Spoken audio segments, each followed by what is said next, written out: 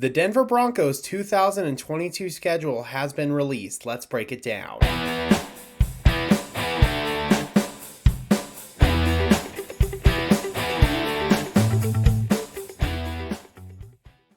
Hello everyone, welcome to another episode of Sparkin over Broncos, the show where we spark conversation about our Denver Broncos. I am your host, Gage Madrid. Before we jump in, be sure to leave a like on this video, as well as subscribe and ring the notification bell so you don't miss another video. The NFL's full 272-game schedule was released on Thursday evening. After spending the past 6 seasons in the NFL's proverbial doghouse, the Broncos are finally getting some respect from the schedule makers following our acquisition of franchise quarterback Russell Wilson. The Broncos have the league maximum 5 primetime games on their slate, with 3 of those games being AFC West divisional matchups. After not appearing on Monday Night Football for the first time in 29 seasons in 2021, the Broncos will be making 2 appearances on Monday Night Football this year. Sunday Night Football will also be returning to Empower Field at Mile High for the first time since the 2017 season, as the Broncos are scheduled to appear on Sunday Night Football twice, with both games being at home. The Broncos will be facing off against the NFC West and the AFC South this upcoming season. So let's jump right in and talk about the Broncos' 2022 opponents. The Broncos kick off the 2022 regular season with one of the most anticipated games in the entire league next season. The Great Revenge Game.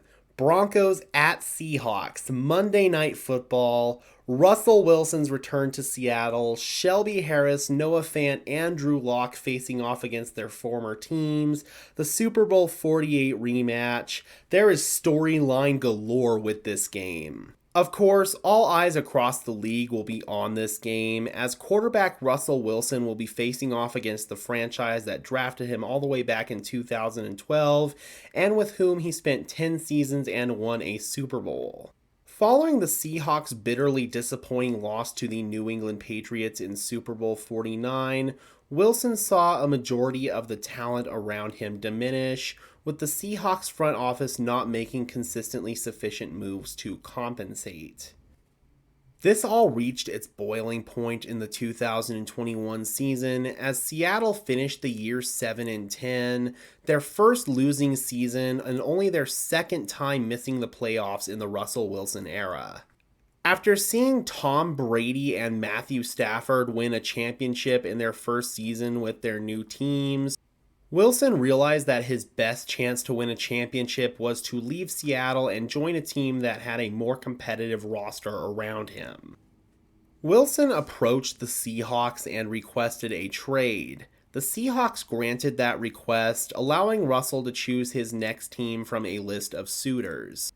It was very clear to Russ that Denver had the most championship-ready roster on that list, which is the main reason why Russ chose the Broncos. I don't feel that there is bad blood between Russ and the Seahawks. At the end of the day, the relationship had run its course philosophically. Russ and the Seahawks simply weren't on the same page.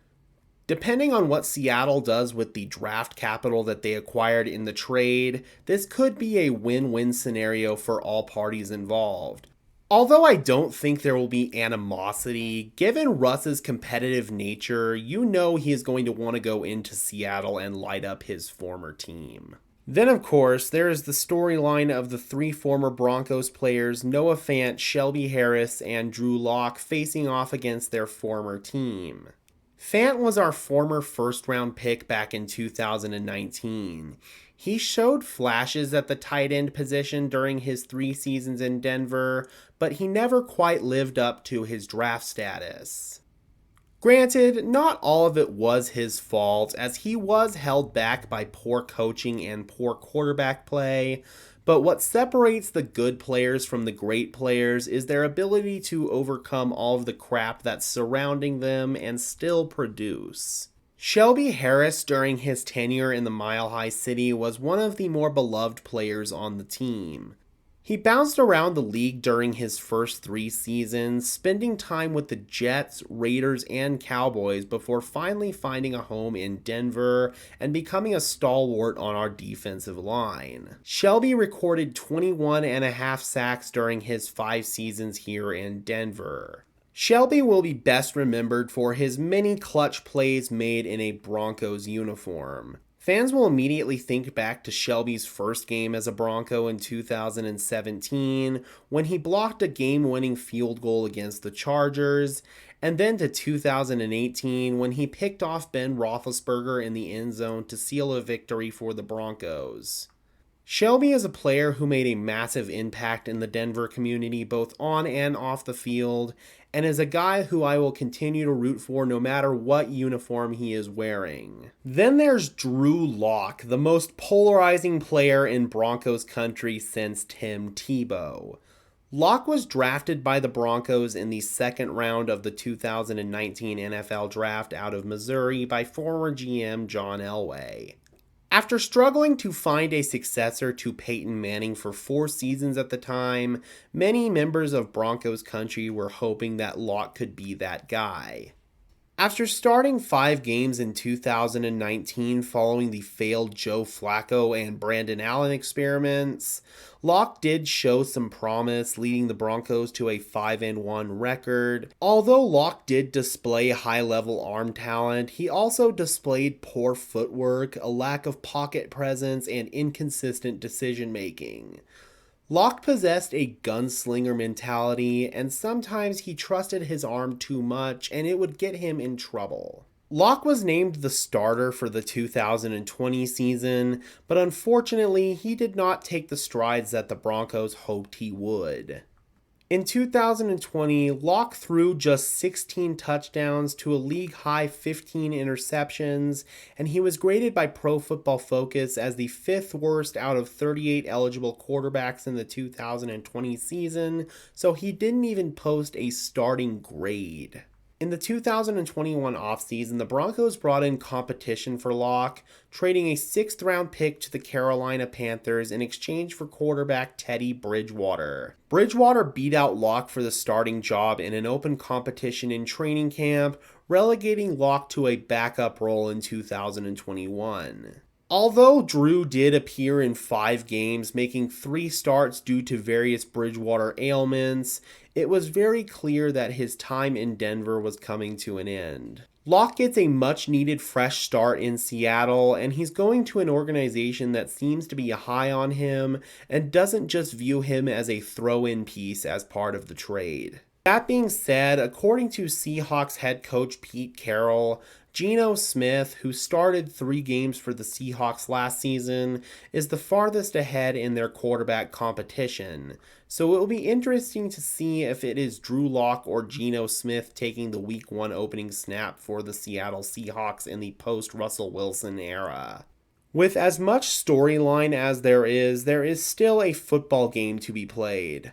On paper at least, the Broncos have a way more well-rounded roster than the Seattle Seahawks, who are in the early stages of a rebuild. If the Broncos are the team that they aspire to be this season, then they should go into Seattle and take care of business against an inferior opponent. I would go as far as to say this is a must-win game for them if they are going to want to prove that they are ready to compete with the top dogs in the AFC, such as the Buffalo Bills, Kansas City Chiefs, and Cincinnati Bengals. Alright, I feel like I've ranted about the Seattle game long enough, so let's move on to Week 2, where the Broncos are set to take on Davis Mills and the Houston Texans in their home opener. This will of course be Russell Wilson's first home game in the orange and blue, as I do not see him playing much if at all in the preseason. This is another game where the Broncos should be viewed as heavy favorites, and they are going to need to take care of business against one of the more developmental teams in the league, plagued by poor ownership and a lack of talent on both sides of the ball. The Texans went 4-13 in 2021 as the team struggled with inconsistent offensive production and a downright terrible defense. Head coach David Culley was fired, unjustly in my opinion, becoming the first NFL head coach to go one and done since Freddie Kitchens in Cleveland.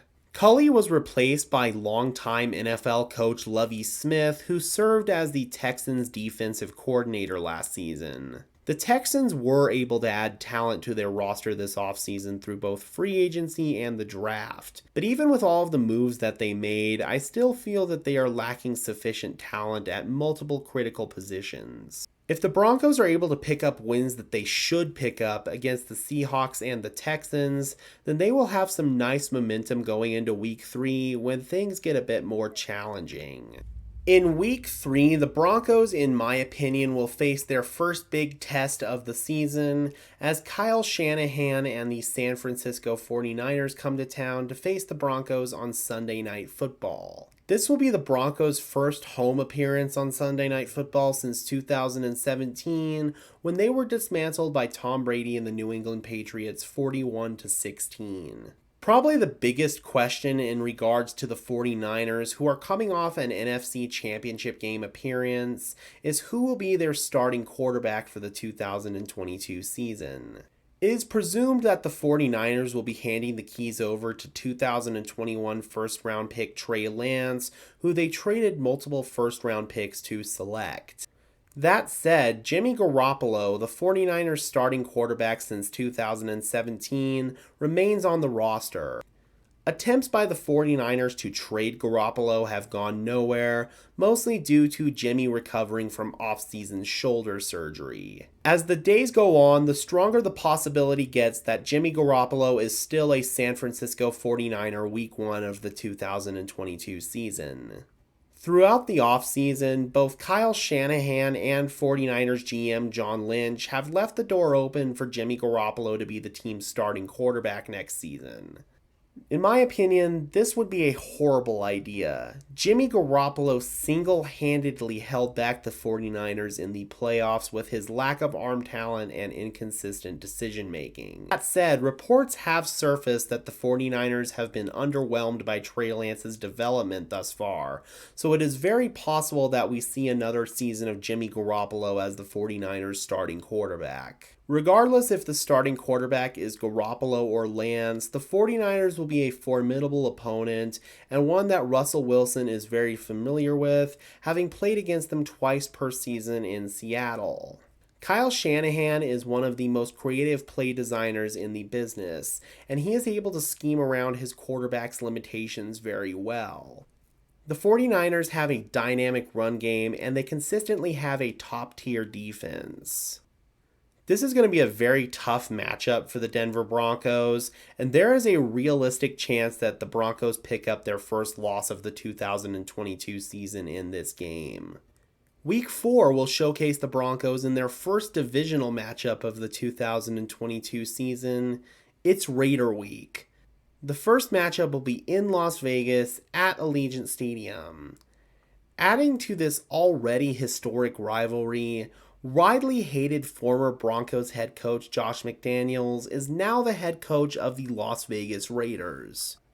I'm not going to relive the pain that McDaniels caused us during his Broncos tenure in this video. You can read into it online if you aren't already familiar. This rivalry has been one-sided for the past 2 seasons, with the Raiders sweeping the Broncos in 2020 and 2021. This is something that the Raiders hadn't done since the 2010 season, ironically enough, when Josh McDaniels was the Broncos head coach.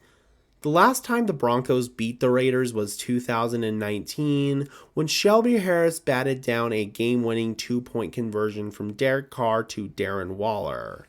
The Raiders made a miraculous playoff run last season, despite the entire year being filled with turmoil, from John Gruden's resignation to the Henry Ruggs incident to the Damon Arnette incident. The Raiders, in my opinion, made a bold move moving on from former interim head coach Rich Bisaccia, who helped lead them through all of that stuff. We'll see what happens with McDaniels, but based on what we have seen from him previously, from his clown show in Denver to him ditching the Colts at the altar in 2018, I would be worried if I am a Raiders fan.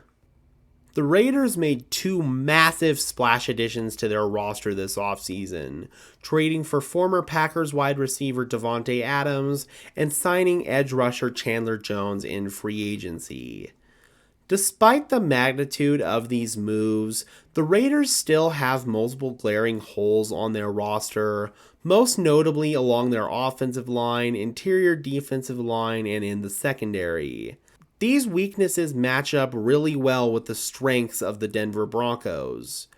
Both teams are projected to have explosive passing attacks, so both matchups against the Raiders have the potential to be fireworks shows.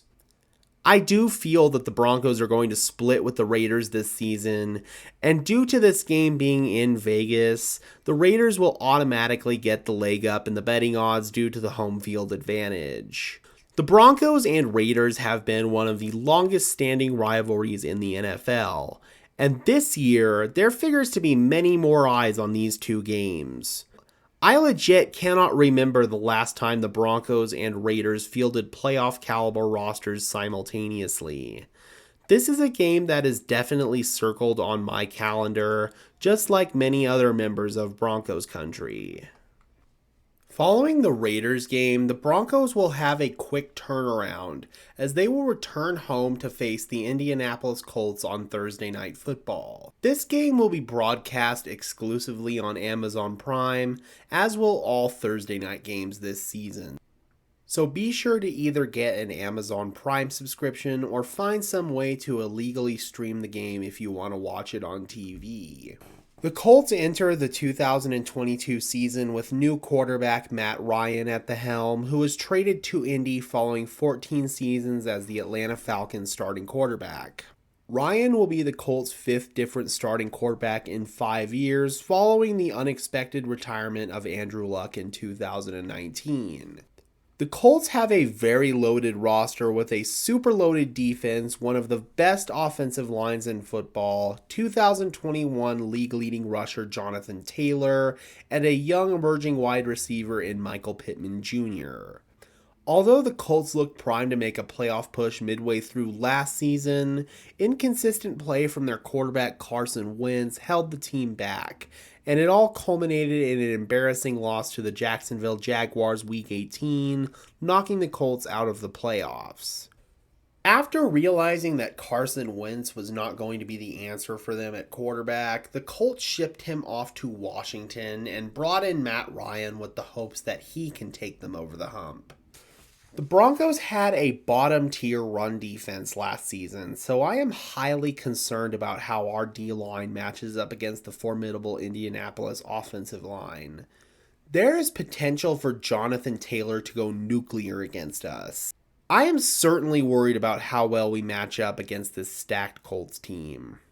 The Broncos will face another division rival in Week 6, and it will be yet another Monday night game for Denver, as they will travel to Los Angeles to take on the Chargers. The Chargers nearly made the playoffs last season due to the play of superstar quarterback Justin Herbert, but a terrible defense and questionable coaching decisions left them just on the outside looking in.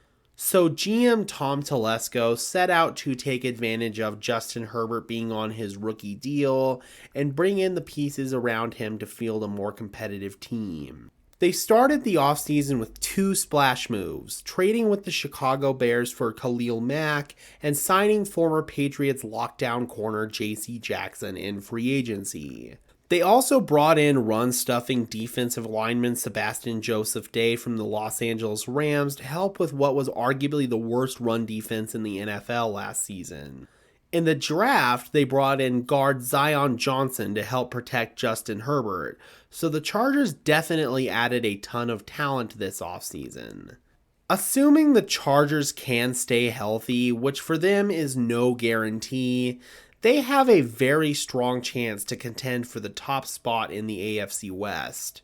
I do believe that the Broncos will win at least one of their matchups against the Los Angeles Chargers. Even when we posted 5 consecutive losing seasons, we were still able to at least split with the Chargers during that time. The last time the Chargers swept the Broncos was all the way back in 2010. Despite this, I feel that we have a better chance to beat the Chargers Week 18 at home, even though it is practically a second home game for us anytime we play in Southern California. The Broncos may still be trying to get in rhythm with Russ at the helm, and the Chargers are usually a team who hit the ground running and cool off towards the end of the season. If the Broncos are going to go on a hot streak, I want it to happen later in the season when there are playoff implications on the line. Week 7 will be another one of those games where the Broncos will be expected to take care of business, at home against the New York Jets. The Jets will be looking for redemption after their last 2 visits to Denver have ended in shutouts, 23-0 in 2017 and 26-0 in 2021. The Jets are one of the up-and-coming franchises in the NFL, led by second-year head coach Robert Saleh. I thought the Jets made a ton of very nice moves this offseason to improve their roster. In free agency, they added guys such as tight end CJ Uzomah, cornerback DJ Reed, safety Jordan Whitehead, and guard Laken Tomlinson. In my opinion, the Jets came away with one of the best draft hauls this year. They snagged a boatload of talent, including cornerback Sauce Gardner, wide receiver Garrett Wilson, edge rusher Jermaine Johnson, and running back Breece Hall. Adding all of this talent certainly makes the Jets a better football team, but the trajectory of their season is all going to depend on the play of their young quarterback, Zach Wilson. Wilson showed some flashes in his rookie year, but overall, his play was up and down with more valleys than peaks. If Zach Wilson cannot take that large step forward in his development, then the Jets will almost be stuck in no man's land. Even with the Jets' improved roster, if the 2021 Broncos team with Teddy Bridgewater at quarterback could beat them, then this improved Broncos team with Russ at the helm should be able to handle them with relative ease. You should never overlook your opponent, as any team can win on any given week in the NFL. But again, if the Broncos are expected to make a push for a championship, these are the games that you have to win and win by multiple scores. Next up is the game that we have known about for a while now, as the Broncos in Week 8 will travel to London to take on the Jacksonville Jaguars. I made a video breaking down all of the storyline and intrigue with this game, including Coach Nathaniel Hackett facing off against his former team, so be sure to click the little card above to check that out. This kicks off a 6-week period of brutal travel for the Broncos, as they will not only travel to London, but also to 3 East Coast games in those 6 weeks. Combine that with all that it takes to get ready for a game each week, and this is definitely going to be a period of adversity for the team. And honestly, that is kind of a good thing, as good teams overcome this type of adversity, so it will be an excellent test for the team. The Broncos, like most teams the week following an international game, will be on their bye week, Week 9. Week 10, the Broncos return to action, heading to Nashville to take on the Tennessee Titans. Let's just say that the Titans have had an interesting past few months. The Titans surprisingly earned the number 1 seed in the AFC in 2021 with a 12-5 record despite losing superstar running back Derrick Henry for half of the season with a foot injury. After having a first-round bye in the 2022 playoffs, the Titans faced off against the eventual AFC champion Cincinnati Bengals, where they were upset 19-16 after their quarterback Ryan Tannehill turned the ball over 3 times. It was in this game that it became apparent that Tannehill likely isn't the long-term answer at quarterback for the Titans. In the 2022 offseason, the Titans and star wide receiver A.J. Brown were in a contractual stalemate, as the team did not want to pay A.J. what he felt he was worth after the wide receiver market was reset with the Devontae Adams and Tyreek Hill contracts. On draft night, the Titans made a shocking move, trading Brown to the Philadelphia Eagles in exchange for the 18th and 101st pick in the 2022 draft. With the 18th pick, the Titans selected Arkansas wide receiver Treylon Burks, who does have a high ceiling but isn't going to replace A.J. Brown right out the gate. The Titans made another big move in this draft. Liberty quarterback Malik Willis, who was highly considered the most talented quarterback in this draft by scouts, ended up falling all the way to the end of the third round, mostly due to his inconsistencies on tape. When Willis fell within striking distance, the Titans knew that they had to pounce, so they moved up in the draft 4 spots with the Raiders to select Willis with the 86th pick in the draft. Ryan Tannehill sure didn't seem to be a fan of the Titans draft, and who could blame him? He lost his top target and he had his potential replacement drafted in back-to-back days. Tannehill knows that he is on thin ice. If the Titans get off to a slow start and he isn't playing well, the team could have their excuse to turn things over to Willis. Although I do believe Tannehill will still be the starter when we play Tennessee Week 10, there is an outside chance that it will be Willis. It will certainly be something to monitor. As far as the rest of the Titans team is concerned, assuming Derrick Henry can remain healthy, their ground game should return to its former glory. The Titans also have a very strong defensive unit. Although Ryan Tannehill was the main reason that they lost the playoff game against the Bengals, Tennessee's defense held up their end of the bargain, sacking Joe Burrow a whopping 9 times. The Titans' trajectory largely depends on 2 massive wildcards, the first being Derrick Henry's health, and the second being the quarterback position. If Tannehill isn't getting it done, they could very well turn things over to Malik Willis. This does figure to be a very challenging game for the Broncos. This could be a really tight contest. I do feel that the Broncos are the more competitive roster, however, and they definitely have the better quarterback, no matter who Tennessee is starting. This could be a game with playoff implications down the line, so the Broncos are really going to want to pick up a win Week 10 on the road in Nashville. Moving on to Week 11, it's Raider Week Part 2, this time at our house. As I said earlier, I believe that it is realistic to project the Broncos splitting their season series with the Raiders, and since we'll be at home this time, this will likely be the better opportunity for us to beat them. You have the ruckus crowd at Mile High Stadium making it hard for the Raiders to communicate, plus the altitude, which always makes things difficult for opponents. This is the point in the season where we will be getting down to the nitty-gritty, and the playoff teams will begin separating themselves from the rest of the pack.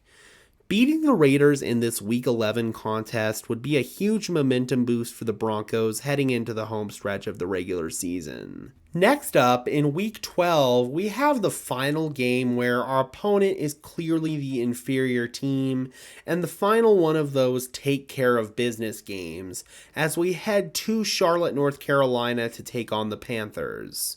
The Panthers are an absolute mess. Their head coach Matt Rule enters 2022 on the hot seat following the team's implosion last season. They also have many questions at the quarterback position after the Sam Darnold experiment has largely been a flop. Things got so bad last season that Carolina brought back the ghost of Cam Newton as a last-ditch effort to save their season. The Panthers did trade up in the 3rd round to select Ole Miss quarterback Matt Corral, and there is a very strong chance that he will be Carolina's starting quarterback at some point next season. Adding to the Panthers' offensive woes, their top offensive weapon, Colorado's own Christian McCaffrey, has been oft injured and has missed a majority of the past 2 seasons. When you combine that with questionable coaching and shitty quarterback play, you get a team that is stuck in purgatory such as the Carolina Panthers. It's a great shame, as they do have some talent on their roster. They added arguably the best offensive lineman in the draft in Ikem Ekwonu. They have a solid receiving tandem with DJ Moore and Robbie Anderson, and they have some nice pieces on the defense as well. This is another game where the Broncos figure to be heavy favorites, and it will be critical for us to get a win here, as the final 6 games on our schedule are going to bring some very challenging opponents. The Broncos have a pretty grueling December schedule that begins week 13 when they travel to Baltimore to take on Lamar Jackson and the Ravens. Our last meeting with the Ravens did not go very well as they beat us 23-7 with Lamar Jackson carving up our secondary for over 300 passing yards. This game will probably be best remembered here in Denver for John Harbaugh deciding to run the ball at the end of the game with Lamar rather than taking a knee to preserve the Ravens' streak of consecutive 100-yard rushing games. That led to the infamous clip of Vic Fangio losing his shit on the sidelines. Get down! Get down!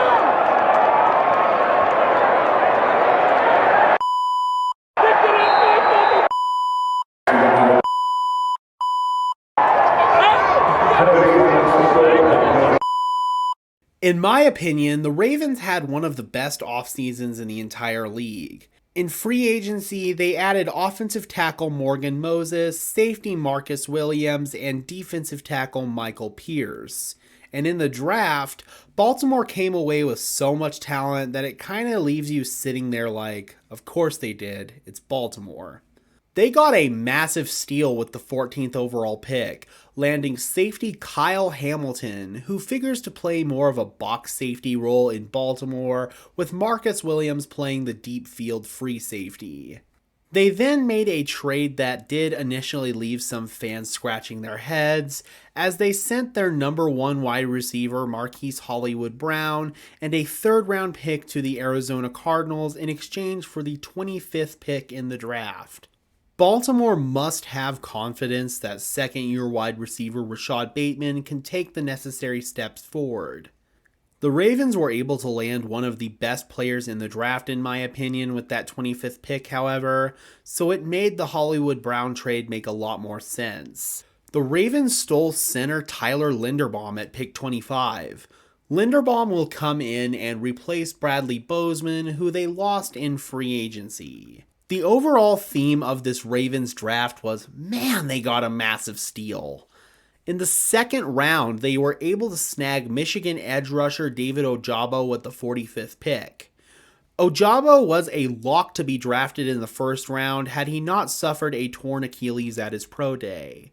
He may just be seeing his first action of the season around the Denver game, depending on the timetable for his recovery. In the third round, they drafted UConn defensive tackle Travis Jones, who surprisingly fell to them at pick 76. Jones is a stud, and he was one of my favorite players in the draft, so needless to say, I was surprised that he fell all the way to Baltimore at pick 76. The Ravens added 7 additional players in the 2022 draft, and they were able to find excellent value in the later rounds, including offensive tackle Daniel Falele, tight end Charlie Kolar, punter Jordan Stout, and running back Tyler Beatty. This draft was a prime example of Baltimore being one of the best run organizations in the entire NFL. The outcome of Baltimore's 2022 season is largely going to depend on the health and overall play of quarterback Lamar Jackson. Last season was the first time that Lamar's playing style began to catch up with him, as he missed the final 4 games of the season with a severe high ankle sprain. He also missed a game earlier in the season due to an illness. Baltimore's 2021 season completely unraveled in the latter half of the year. After starting the season 8-3, they went on a 6-game losing streak to finish the season 8-9 and missed the playoffs for the first time in the Lamar Jackson era. Assuming Lamar is healthy when the Broncos play the Ravens in week 13, this is going to be a very tough matchup for us, especially considering that it is in Baltimore in December, where the weather is usually wet, windy, and nasty. This could be a game where both teams have 150 plus rushing yards. Javonte Williams and Melvin Gordon could each see 20 plus carries. It will be a true battle in the trenches. While I do think that the Broncos are going to be a better trench team this season, they still could get fits from one of the best trench teams in the league in the Baltimore Ravens. Week 14, we have a game with massive playoff implications as we finally get our first chance to match up with the Kansas City Chiefs. Russell Wilson versus Patrick Mahomes, Andy Reid versus Nathaniel Hackett, at Mile High on Sunday Night Football. The Broncos enter this matchup with a 13-game losing streak against the Kansas City Chiefs, with the last time we beat them being Week 2 of the 2015 season with Peyton Manning at the helm. Now that we have a quarterback who is capable of dueling Patrick Mahomes blow for blow, we will be looking to get that monkey off our back once and for all. Wilson has proven that he is capable of outscoring Mahomes, with Wilson's Seahawks beating Mahomes' Chiefs in their first and only meeting in 2018. That game was a thriller, and now we will see that matchup twice per year. The Chiefs had a roller coaster of an offseason following the other three teams in the division making blockbuster additions to their roster. They let Tyrann Mathieu walk in free agency, although they did bring in former Texans safety Justin Reid as a replacement. That was not their biggest loss this offseason, however. As you most likely know, their superstar wide receiver Tyreek Hill was traded to the Miami Dolphins after the Chiefs felt that they weren't going to be able to meet his financial demands following Davante Adams resetting the wide receiver market. As part of the trade, the Chiefs received first, second, and fourth round picks in 2022, as well as fourth and sixth round picks in 2023. The Chiefs were able to parlay their draft picks into quite a few talented players. In the first round, they selected Washington corner Trent McDuffie and Purdue edge rusher George Karlaftis. In the second round, they drafted speedy wide receiver Sky Moore out of Western Michigan. Although Sky Moore is not going to replace Tyreek Hill, because nobody is going to replace Tyreek Hill, he will add another weapon to a receiving core that includes free agent signees Juju Smith-Schuster and Marquez Valdes-Scantling, as well as Mecole Hardman, Josh Gordon, Justin Watson, Corey Coleman, yes, that Corey Coleman, as well as an intriguing player in undrafted free agent Justin Ross out of Clemson, who was at one point viewed as a first-round prospect before injuries caused him to fall out of the draft altogether.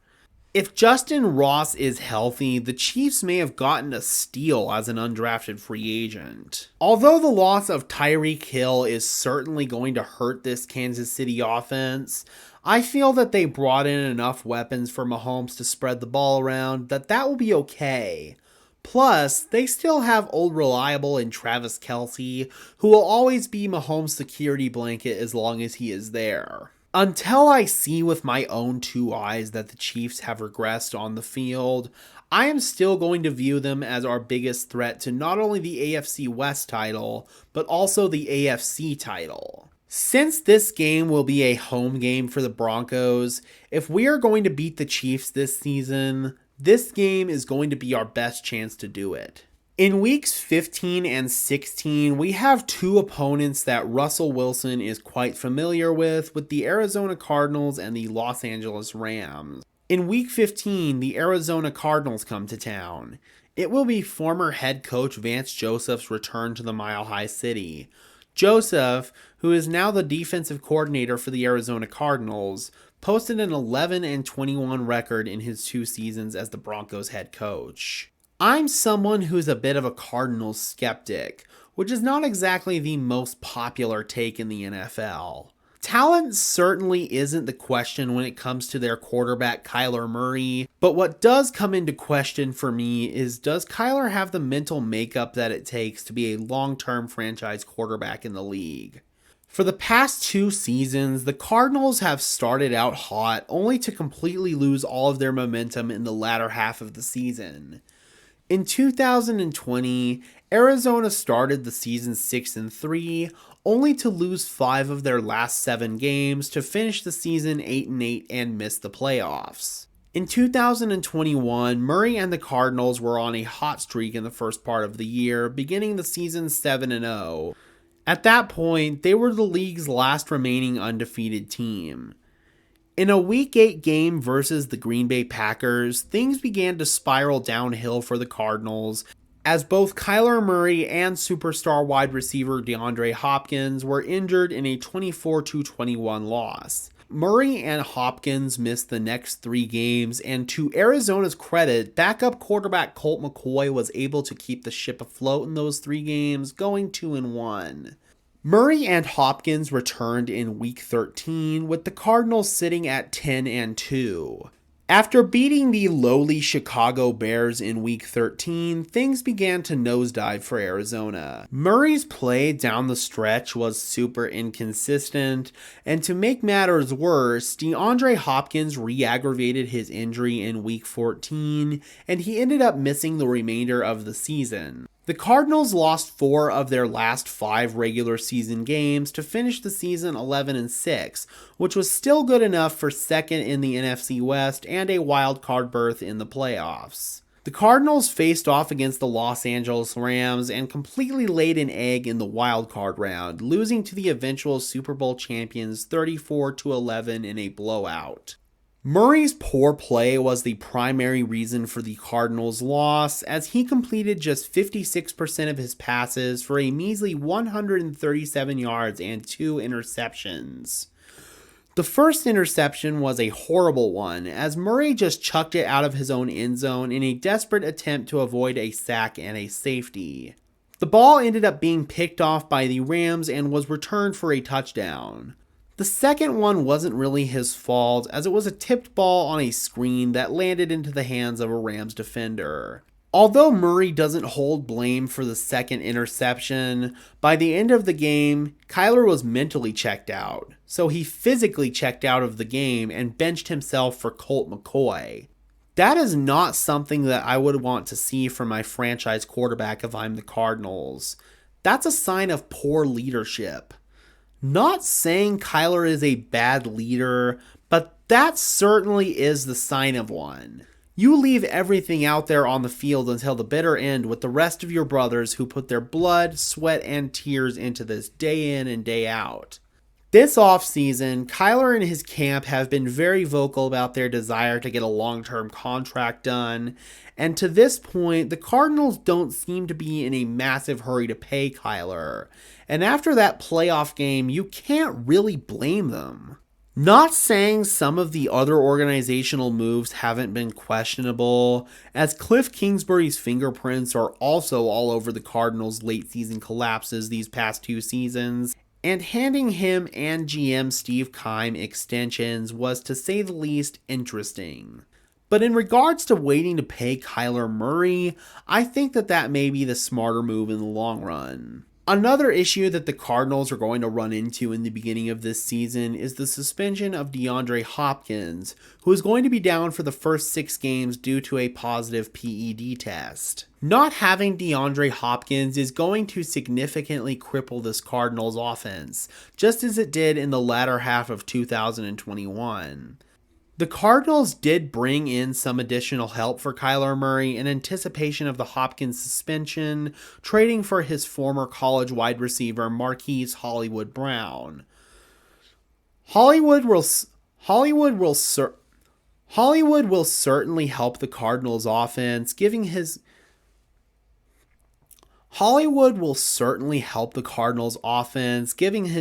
Brown will certainly help the Cardinals offense given his previous experience with Kyler Murray, but he isn't going to draw nearly the amount of respect and attention from defenses than one of the best wide receivers in the game in DeAndre Hopkins. Although Hopkins will be back from his suspension by the time we play Arizona, him missing the first 6 games could have a massive impact on the Cardinals' record entering this Denver game. Despite the Cardinals being known for getting off to a hot start, not having Hopkins could throw a wrench into that plan. If Arizona has a losing record by week 14, there is a chance that Cliff Kingsbury may not be the head coach on the sidelines in Denver for this game. If Arizona changes course and goes on a hot streak during the latter half of the season, then this game will be a dogfight. If history repeats itself, though, and the Cardinals enter Week 14 ice cold, they could mentally be checked out and could be a punching bag for a Broncos team that would hopefully be in the home stretch of securing a playoff spot. Since the Cardinals roster is chock full of talent, I'm going to expect this to be a competitive game until more evidence suggests otherwise. But the Cardinals are a team that has potential for a ton of volatility, so they could be a shell of what they're expected to be by week 14 of the 2022 season. Moving on to week 15, the Broncos will be playing a game on Christmas Day, traveling to Los Angeles for the second time this season to take on the defending Super Bowl champion Los Angeles Rams. The Rams are an opponent that has given Broncos quarterback Russell Wilson some trouble since the arrival of head coach Sean McVay. Since McVay's arrival in 2017, the Rams have posted an 8-3 record against Russell Wilson and his former team, the Seahawks. The Rams have consistently posted a top-tier defense year after year in the Sean McVay era, and last season was no different, as the Rams' defense was a critical factor in their Super Bowl championship. In 2021, the Rams successfully put all of their chips on the table to win the Super Bowl. After reaching their ceiling with Jared Goff at quarterback, they made the blockbuster trade for Matthew Stafford. In the middle of the year, the Rams made another trade, as Broncos country is well aware, acquiring future Hall of Fame edge rusher Von Miller, who spent only half a season with the Rams, but he was a critical part of their championship run. And they also signed wide receiver Odell Beckham Jr., who would likely have been the Super Bowl MVP had he not torn his ACL. Although the Rams mortgaged their future assets to win the Super Bowl, they still made the best of what they had to work with this offseason. They did have some key losses to the team, as their left tackle Andrew Whitworth retired from the NFL, Von Miller went on to sign with Buffalo in free agency, and Odell Beckham Jr. remaining a free agent mostly due to his injury. Despite these losses, the Rams still have a very loaded roster. They signed former Bears and Jaguars wide receiver Allen Robinson to give them a number 2 option alongside superstar wide receiver Cooper Kupp. I also wouldn't rule out them bringing back OBJ at some point either. Although they play different positions, the Rams lost one future Hall of Famer in Von Miller, but they gained another in Russell Wilson's former Seahawk teammate Bobby Wagner. When you talk about the best off-ball linebackers of this generation, you think of 3 guys: Luke Kuechly, Patrick Willis, and Bobby Wagner. It's going to be really cool seeing the on-the-field chess match between Russ and Bobby after all of those years together in Seattle. Although the Rams did not pick until the end of the 3rd round of the draft as a result of the Matthew Stafford and Von Miller trades, they were still able to add some nice talent in the later rounds of the draft, including guard Logan Bruss, safety Quentin Lake, and cornerback Darian Kendrick. This is going to be a very difficult matchup for the Broncos, as it seems the Rams' defense has mastered the ability to exploit the weaknesses in Russell Wilson's play. If the Broncos want a chance to win this game, they're going to have to play clean, mistake-free football, and at the same time, take advantage of the Rams' mistakes, because naturally, it is football, they will make mistakes. This is going to be an awesome matchup to watch on Christmas Day, and I am really looking forward to it. The Broncos have back-to-back divisional matchups to close out the 2022 regular season, and these games could very well decide the AFC West Championship. Starting off with Week 17, the Broncos head to Kansas City to play the Chiefs in the Red Pit of Hell, aka Arrowhead Stadium, on New Year's Day. The Broncos will play in the 2 most hostile environments in the NFL next year, Seattle and Kansas City. If we can go into Kansas City and steal a win from the Chiefs, that could massively impact our potential playoff seeding.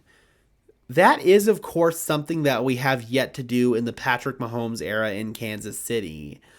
As mentioned earlier, the last time we beat the Chiefs was 2015, when Peyton Manning was quarterbacking the Broncos and Alex Smith was quarterbacking the Chiefs. Russell Wilson has played at Arrowhead Stadium just once in the regular season, which was in 2014 in a game that Seattle lost 24-20. It's going to be interesting to see how It's going to be very interesting to see how well he deals with the Arrowhead crowd, but luckily they will have already experienced a hostile crowd environment having played in Seattle week 1, so they may have some idea about how they want to handle the crowd noise the second time around. Currently, this game is scheduled for an 11 a.m. Mountain Time kickoff, but depending on what is at stake for both teams, I could easily see this game getting flexed into prime time. And the same goes for Week 18, when we close out the regular season with a home date with Justin Herbert and the Los Angeles Chargers. Even if the AFC West champion has already been decided prior to Week 18, this game could still decide playoff seedings in the AFC. If all goes to plan in a league where nothing ever goes to plan, this game could ultimately decide the seeding for one or both teams. If we enter this game and cannot advance our playoff seeding any further than where we are, we could rest our starters in this game in preparation for a playoff run. The same goes for the Chargers, so this game has the potential to either be an exciting game that has massive playoff implications or a dud. So there we have it. There's the full breakdown of the Broncos' 17-game regular season schedule. Let me know in the comments section below, Broncos country, how many wins do you see us picking up in the 2022 season? Do you think we will reclaim the AFC West title from the Kansas City Chiefs for the first time since 2015? And if not, who do you think will end up winning the AFC West? Drop those comments down below. I would love to hear from you. Be sure to leave a like on this video, as well as subscribe and ring the notification bell so you don't miss another upload. Also, give me a follow on Twitter at Gage Madrid NFL for more coverage of our Denver Broncos, as well as the NFL in general. And for now, this has been another episode of Sparkin' Over Broncos, the show where we spark conversation about our Denver Broncos. I am your host, Gage Madrid, saying peace out.